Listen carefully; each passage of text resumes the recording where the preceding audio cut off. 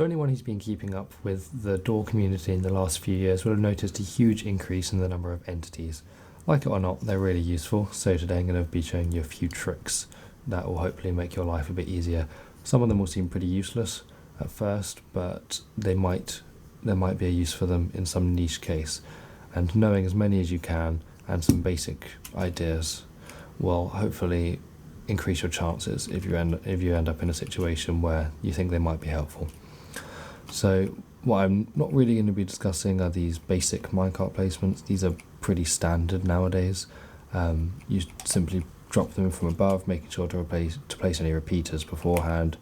If you need to push any blocks in, you can either do it from above or using this clever zero tick trick there. But really there's not much to say about these, they're just used to transport items. But while you can clip ordinary blocks into these, you can't with immovable blocks, for example this furnace. But this has got quite a lot of tricks around it. So for a start, it might just be contextual that you need this. There might happen to be an obsidian block or something. But what's more likely is that we're going to use a certain trick with them. So firstly, how do we build this? It's quite easy. You just need to get a minecart on a slanted rail, like so. So if we look at this setup here, we can see we have two identical setups of a dropper pointing into a minecart that's across two hoppers. This is the same case with double chests actually, and we can see that the left hand one puts its item into this hopper and the right hand one into this one, so it's actually locational. So you shouldn't really have such a case. Now, having a container block actually makes this reliable. So if I put an item in here, it will always go into the one without the container on top of it. And this is simply because when a hopper has a container on top of it, it will no longer check for item entities or minecarts above it. So potentially that could be useful, but in terms of an actual trick that you can use with this is one. If you've ever had a case like this, we have a dropper going into a hopper here, but you need a little bit more delay, this case works nicely. So here we actually have a dispenser, because a dropper would simply put the item into the furnace, which isn't very useful. It will spit the item out. This hopper minecart will reliably pick it up and always deposit it in this hopper here, never this one. And so we can see there's a bit of additional delay there. It's just coming from the extra hopper. That's really useful. So the next one I want to show you is probably the most useful trick here. You would have seen it in my 8x8 video, but I've since actually made the process of doing it quite a lot easier. So first off, what is it? We can see here, if I look at the hitbox, that this minecart isn't actually sitting on top of the hopper. Well, it is, but it's slightly lower than the top of the block.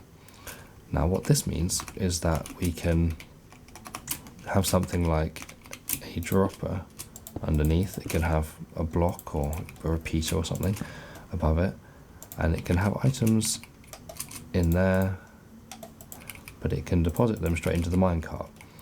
But then the minecart is slightly within the hopper, so it'll end up in there. Now this is incredibly useful. We can also use it to transport items across to the hopper like this, and they'll end up in there. So first I'm going to show you how you build this, because it's a little bit tricky, although it's got a lot better since I built it in the 8x8 tutorial. So you want to place a fence gate under there, a slanted rail to clip, a quick, you want to place it, and then very quickly, after about sort of 3 or 4 game ticks, remove that rail. Then you can remove this, place a soul sand there, oops, and then just push it up, and there you go, that's clipped correctly. What you can also do with this is you can have any immovable block here, and that trick will still work.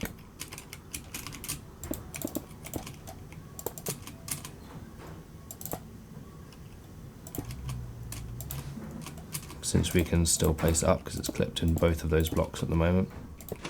So now it's clipped in the hopper, but it's also inside a dropper. That's just useful if you have a coincidence where that happens to be necessary. And then on this block you can't have anything, but then you can always push stuff in later. Unfortunately, the one block we haven't been able to work out how to have here is a repeater or a comparator.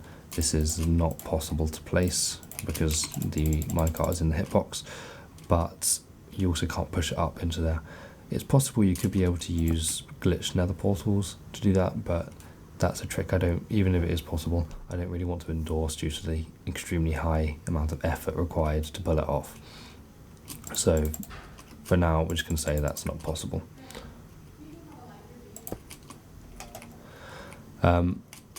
Now in this gap here you can place pretty much whatever you want. It could be a repeater, it could be a dust, but if you were to have, for example, this case of a piston that's pushing down, and this isn't a too niche a case, I've actually had this happen twice now, once in the gateway and once in an upcoming project. It'll actually move the minecart if this pushes down. So now this won't be able to send its items through. So in order to fix this, all you want to do is place a cobweb on that block, and then that will reliably block it so we can send an item through. Anyway, I think that's everything for that trick, so now we're going to go on to the next one, which is actually very related to the previous one.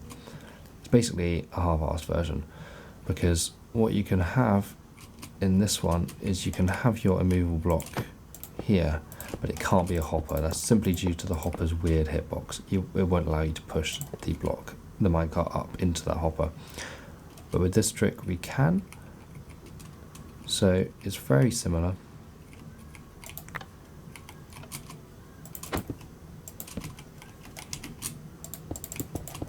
You just clip it in like so, and then you call it a day.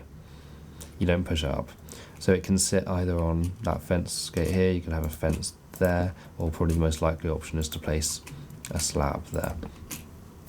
And this will act as expected, but it just means you can have a hopper line going above, and that will also work fine. I would also recommend using this one simply if you have space for the slab and you just don't really need to do the full clip, just because it's a bit less effort to not have to do the soul sand trick. But that's really it for that one. So next we're going to be going on to the next category, which is about stacked minecarts. Now these are really contextual. There's not any really basic tricks you can do with this, but it's some good stuff to know. So people might recognise this sort of setup from the side of my 6x6. And this was just used to transport items without as much delay, because you can see here the item ends up in the hopper pretty much instantly.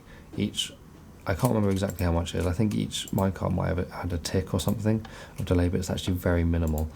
And so this will reduce the amount of delay, and it means you can have an input all the way up here, and there could be other blocks in here which you can simply stack on top of each other, since minecart's quite flexible in that way.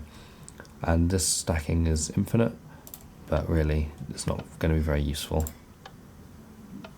in many cases. And similar to that trick, we have this one. This I first saw in Raups and MadCloud's 7x7 door, and this is just simply a way of being able to get an item reliably from this dropper down here without having a block here. So we could usually you place just a hopper here, but say we needed a dust or a repeater or something on this block or something, I don't know. This trick just allows you to do that anyway. But that's all there really is to it. Next, just as evidence of the fact that the minecart actually adds a bit of delay, and this has come up in a few doors in the 8x8 I built, and also in the smallest 3x3 TNT door. You have this little setup here. So it adds half a tick of delay. You can see this here will retract the block, like so. But if we place the same dropper just facing straight across, so the minecart is now doing nothing, see, it just misses and it can't retract the block. So if you're ever just a tiny bit of delay away from something, there's potential that just adding a minecart will allow you to make your system work without actually redoing it. So just bear that in mind.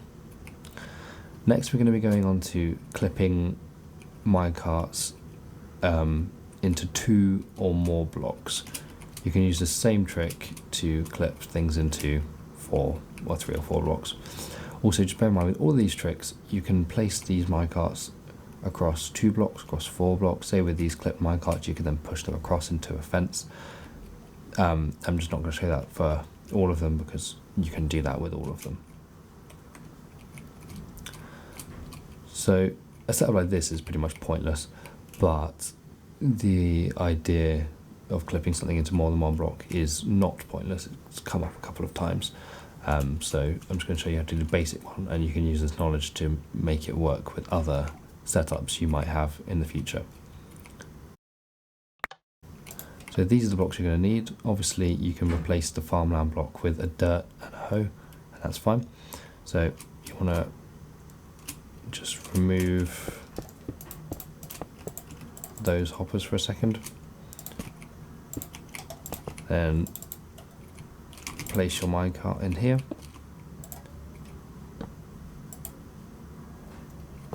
and then we can replace our hoppers, sorry.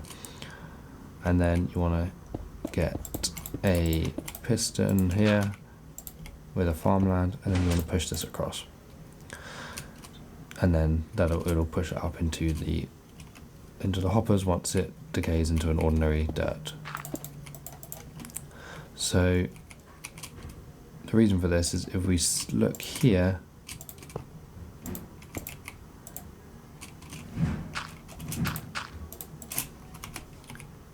we can see that the minecart hitbox is slightly above the hitbox of the farmland. That's why it needs to sit on a slab, because if it's not above the hitbox of the farmland, it won't go up. That's why we have the slab. Unfortunately, that means we can't actually use this trick for regular blocks, to my knowledge. I'm fairly new to this trick, so do comment if I've missed something obvious. But because of the hitbox of solid blocks like droppers, we can't use the slab trick. However, we can actually do something very similar, but with snow layers. So if I get 3 snow layers here, and then place my minecart, of course I can then push it across into 4 blocks if I desire, and then I can place my droppers however I want, and then get my farmland and 0 tick it across. You can see it ends up across there in the 3 blocks, in the droppers, sorry. So that's all I'm going to show you on this trick for now, but of course it's very, very, very useful. And I'll actually be giving you an example later. It does also work for armor stands. In fact, it's quite a bit easier with armor stands. So if you just get yourself an armor stand where you want, just below where you want it to go in, and then you just want to do this, and you can either wait for it to decay,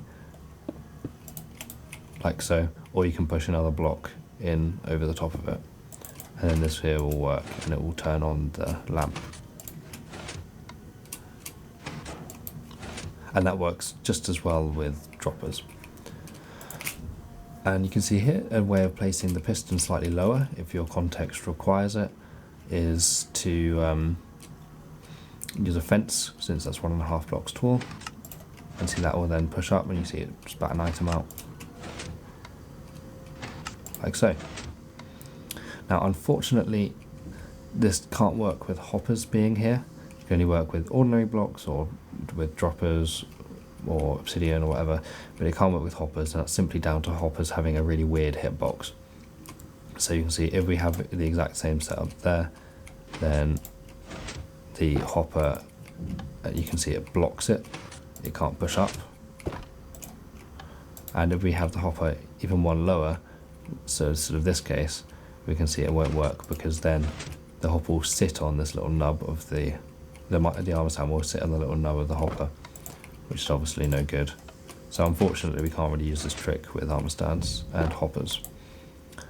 If that's really a problem though, you could use an Enderman. Now I don't really endorse this, partly with the fact I work on a creative server where we can't use these, but I see no reason why this couldn't be a legitimate thing. So this here pushes up. I'm using a fence post to make the piston even one lower, but if you put it one higher, it's almost exactly the same case as having this. Unfortunately, you need to be a bit careful with Endermen because they will suffocate if they're in any solid blocks, but this case with the hopper actually works fine. Now one thing to note about armor stands in these cases is that they actually fall faster than minecarts.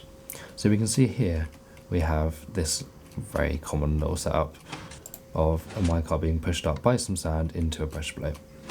This really isn't anything special, but it's a good way of transporting a signal upwards. But unfortunately, if we try the same thing with an armor stand, you'll see it falls too fast and it actually overtakes a sand block and clips down a block. And this is really unfortunate because this could be quite useful. But I did manage to find a solution involving boats. So we can see here that it actually doesn't clip back down into the lower sand. And the reason for this is actually, if you watch the sand here, it sort of clips down, meaning it falls faster, so the armor stand is able to catch up. Here's a little demonstration of this. So here we have two identical setups of a little bud here, but one with a boat and one without. And we can see that the lower note, this one always sounds first, and this lamp will always turn on first, like so. But if I remove this boat, you can see they happen at exactly the same time. And we can actually see this in action. If I put the boat back, you can see it's quite obviously clipping back down there. So that's very helpful, and hopefully that's a trick that could be used. One last little one I want to show is this one, which I nearly ended up using actually. It's just to use the odd hitbox of a cauldron to push armor stands back and forth onto a pressure plate. So we can see this here will work. An interesting fact about this is if we have any more than a single pressure plate going, or a single arm stand going onto this, it will actually take the weighted pressure plate a moment to realise that the additional mobs are there. That additional delay does not increase with more armor stands. It's just simply 1 and then up to 15 all at one go. Of course, with all of these tricks we can use a wooden pressure plate as well, but I like to use these ones because they turn off a bit faster and you actually have access to these mob stacking tricks that you don't with ordinary pressure plates. Also, because they turn off faster, you have a trick like this. To my knowledge, this was invented by Willux, and it's one of my favourite things at the moment. It's simply a double extender. So if we remove this, we can see all that's happening is that the minecart there gets pulled up. That activates the pressure plate, putting the top piston up, and then when the top piston pulls up again, it will put it up again, powering the second piston. And we can see if we do that with a wooden pressure plate, it will still work, but it will be much slower, just due to the fact that wooden pressure plates take longer to turn off. So most of the time I recommend using a weighted pressure plate, and I tend to use gold ones because they need only 1 item per signal strength rather than 10, and that would increase the lag quite a lot by having enough entities for an iron pressure plate. So next, I'm going to show you some actual real examples that have come up in doors that I've built, just to show you that not all these tricks are completely pointless. And I'm going to show you how to build them. So this little trick here came from my 8x8.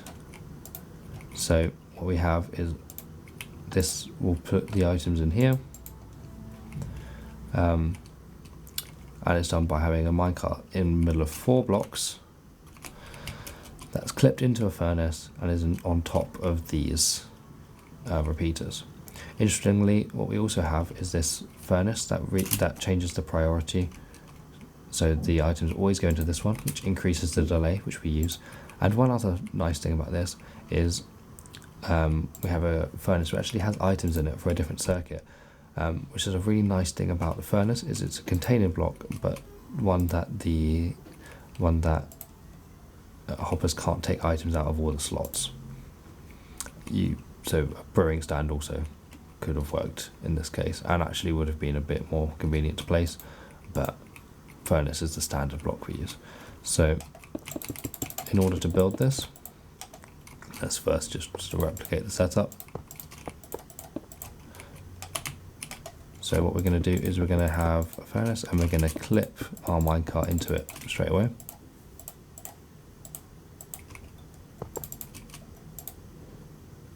Like so. Now, because repeaters have a hitbox, you see I'm not on Y66, I'm slightly higher. I can't push it straight across, so what we're going to do instead is we're going to get a slab here.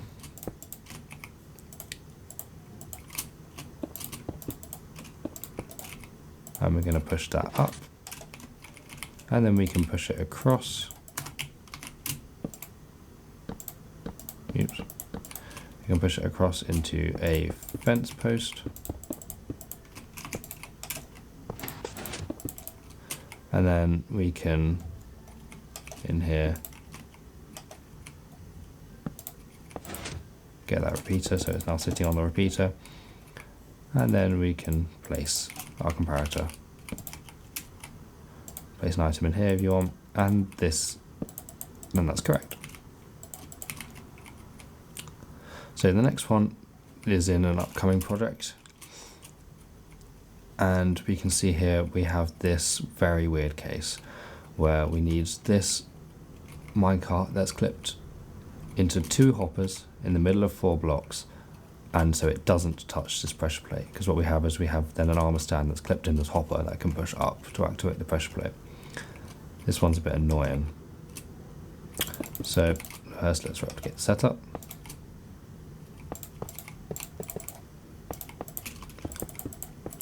So for this one, what you want to do is you want to get chests. You should, for all of these tricks, you should be learning some odd hitboxes that are going to come up quite a bit. So what you'll probably need a lot of the time are chests, fences, cobblestone walls, and anything you can think of with odd hitboxes. So you want to place chests here and there under both hoppers.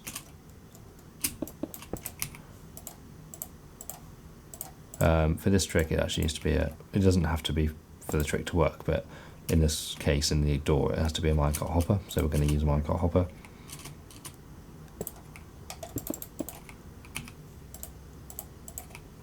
I'm going to push this across then, like so. By the way, the reason I normally do it with a sticky piston and a block is simply because if I do it with just a piston and then I retract it, it moves it back. You can simply do that and just remove the piston first, but I like doing it the other way. So now it's like that. So now we're going to use the farmland trick, but remember, for that one to work, we have to have it on a slab. So let's put it on a slab, and then we're going to get ourselves some farmland, push it in there, and we're going to wait. We can either wait for it to decay or just put a block on top of it so it gets removed. Now we can place our hopper. We can remove all of this because it's now sitting on the hopper, and we can see that it's not touching the pressure plate. So that's that one. And finally, we have this example from my 6x6 with Johnny, which is actually it's on the bottom. So for this case, we need to get an item from here down to here. Of course, we can't just place hoppers because there's other stuff going on which I haven't built. And also this hopper minecart here can't take items from this dropper. So yeah, we're going to replicate this one. So the first thing to note is that this is on a repeater, so we're going to have to place that first, since you can't place it later. We want to get a chest here.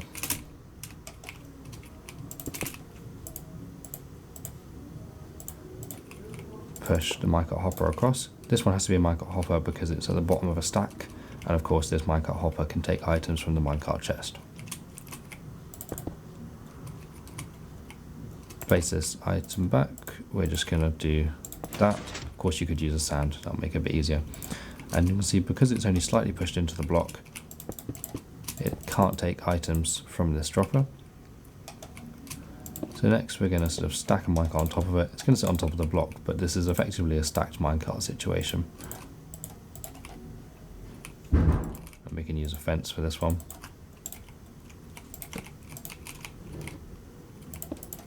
And then that will function. So this dropper here, will place its items down there. So that's all the tricks I've got to show you for now. If I come up with any new ones, I'll do a second video or place some comments or unlisted videos down below.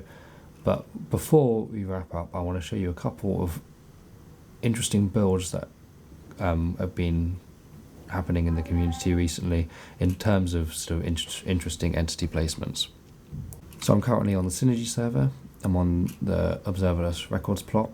We're going to show you a couple of interesting builds that use these entity tricks.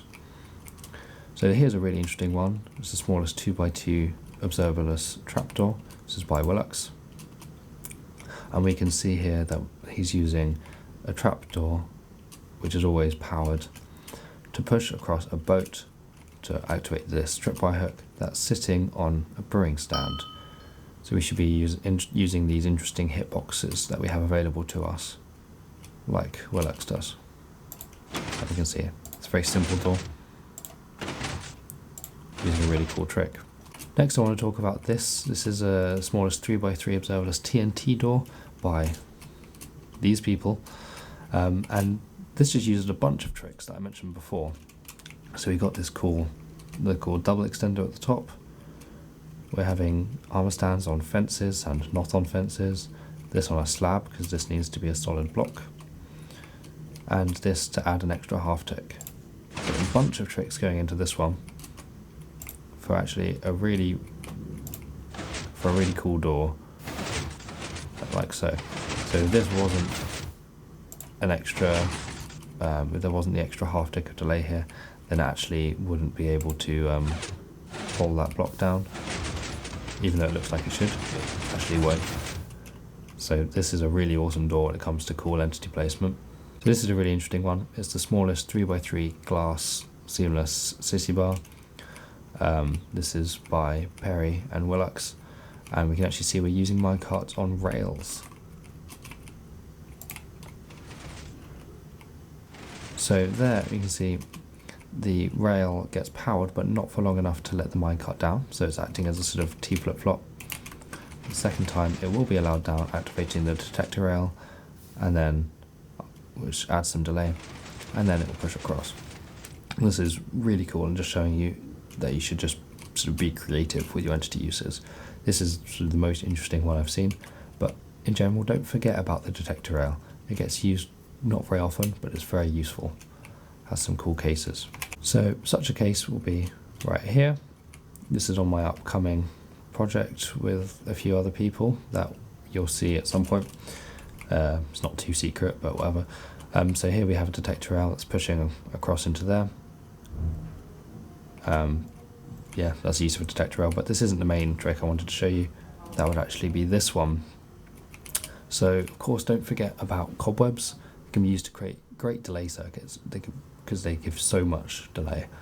But here we're actually using a very small amount of the delay that they have available. So we can see this armor stand is very slightly within the hitbox of the cobweb. And that's because it's sitting on a carpet, which is 1/16th of a block tall. So we can see if we push this down, it will then push back up again, but after a small amount of delay caused by the arm stand falling through the cobweb.